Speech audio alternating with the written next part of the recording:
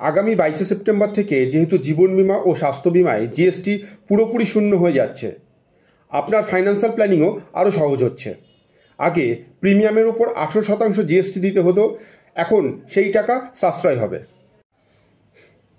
হাসপাতালে ভর্তির খরচ ক্রমশ বাড়ছে। আগে 25,000 টাকা প্রিমিয়ামের সাথে 4,500 টাকা জিএসটি দিতে হতো, এখন সেটি সরাসরি বাঁচবে। তাই এবার রিনিউয়াল করার সময় আপনার হেলথ ইন্স্যুরেন্সের কভারেজ বাড়িয়ে নিন। জিএসটি শূন্য হওয়ায় আপনার কভার এখন কম খরচে পাওয়া যাচ্ছে।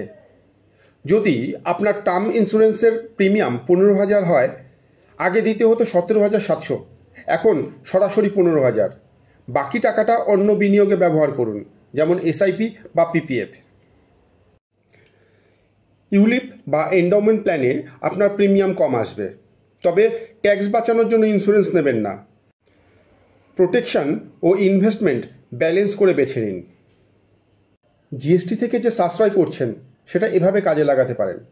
যদি কোনো পার্সোনাল লোন বা ক্রেডিট কার্ড ইএমআই থাকে, সেই টাকাটা প্রিপেমেন্ট করে দিন, ইন্টারেস্ট সাশ্রয় হবে।